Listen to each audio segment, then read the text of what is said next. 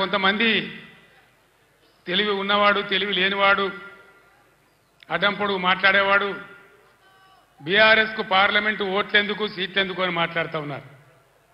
ఇప్పుడే కావాలి బీఆర్ఎస్ కు పార్లమెంట్లో ఓట్లు సీట్లు ఎందుకు?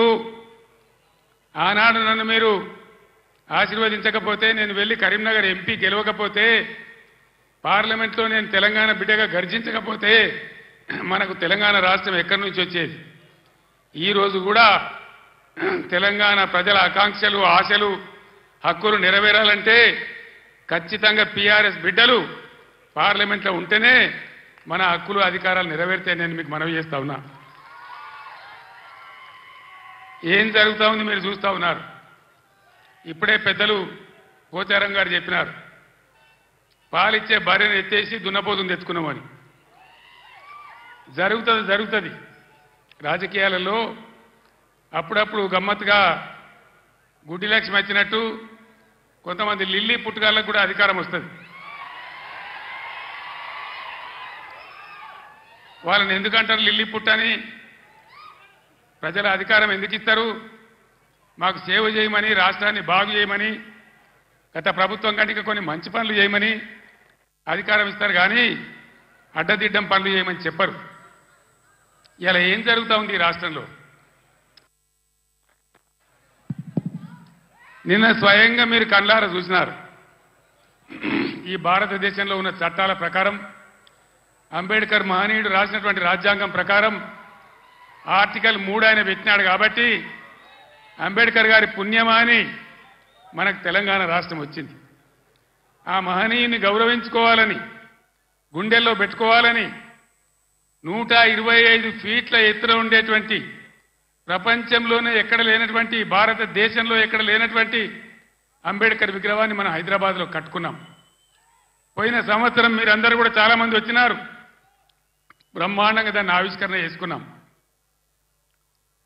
కానీ నిన్న అంబేద్కర్ జయంతి, ఆ విగ్రహం పెట్టిన తర్వాత జరిగిన తొలి జయంతి, ఈ లిల్లీ పుట్టుగాల ప్రభుత్వం ఏం చేసింది? అక్కడికి గవర్నమెంట్ పోలే. ఆ మహనీయునంత హిమాలయ పర్వతమంతా ఎత్తున్న విగ్రహానికి ఒక పువ్వు పెట్టలే, ఒక పూలమాల పెట్టలే, అంజలి ఘటించలే. అనేక రాష్ట్రాల నుంచి ప్రజలు వచ్చినారు చూడడానికి. వాళ్ళ కనీసం మంచినీళ్ళు ఏర్పాటు చేయలే, గేట్లు బంద్ చేసి తాళాలు వేసినారు. దీన్ని ఏమంటారు?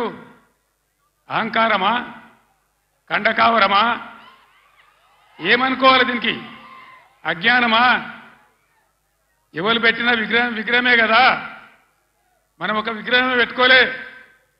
ఆయన పెట్టిన ఆర్టికల్ 3తోనే తెలంగాణ వచ్చింది కాబట్టి రాష్ట్ర సెక్రటేరియట్ కూడా, సచివాలయానికి కూడా అంబేద్కర్ మహనీయుని పేరే పెట్టుకున్నాం.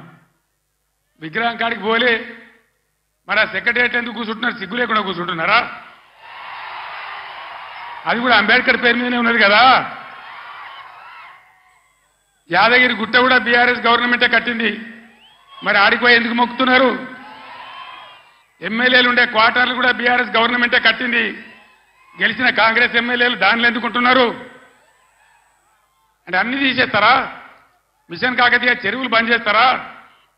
ఏమేం బంద్ చేస్తారు? ఈ లిల్లీ పుట్టుగాలని నేను ఎందుకన్నా అంటే దీనికే అన్నా.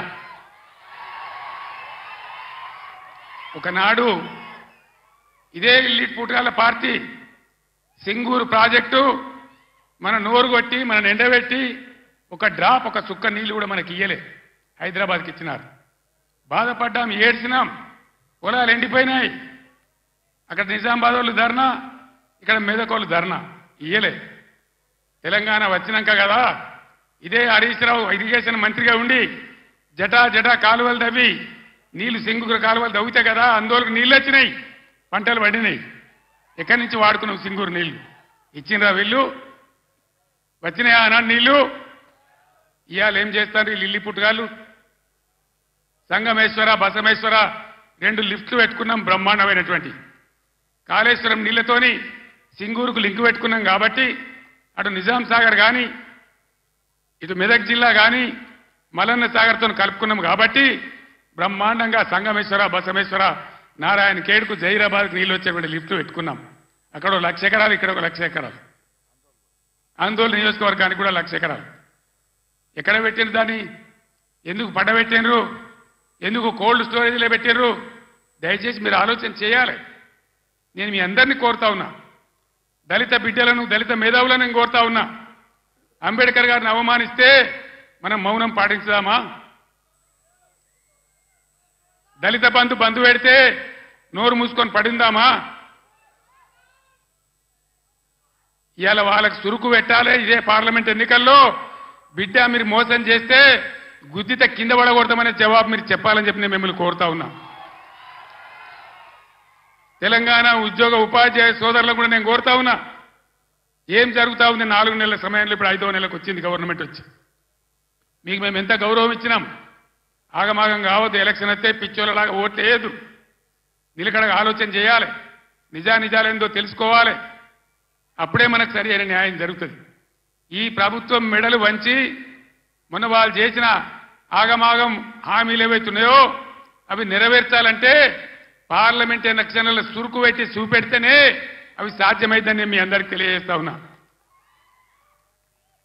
ఇవన్నీ మీకు కనబడతలేవా నేను చెప్పానా ఉద్యోగులను ఎంత గౌరవించినాం ఎంత జీతం ఇచ్చినాం ఎంత పెద్ద పీఆర్సీలు ఇచ్చినాం తెలంగాణ స్పెషల్ ఇంక్రిమెంట్ ఎట్లా ఇచ్చినాం ఇవన్నీ మీరు మర్చిపోయి ఇలా ఆగమాగం అడివడే అవుతామంటే మీరే నష్టపోతారు తప్ప బీఆర్ఎస్ పార్టీ కాదు మీకు తెలివితేటలున్నాయి కాబట్టి బుద్ధి ఉంది కాబట్టి గౌరవం ఉంది కాబట్టి ఆలోచన చేసి చెక్ బ్యాలెన్స్ చేయాలని చెప్పి తెలంగాణ ఉద్యోగ ఉపాధ్యాయ సోదరులను కూడా ఈ సందర్భంగా నేను మేధావులుగా మీరు ఆలోచించాలని ఈ గవర్నమెంట్ ముక్కుతాడేయాలని చెప్పి నేను మీకు కూడా అప్పీల్ చేస్తా ఉన్నా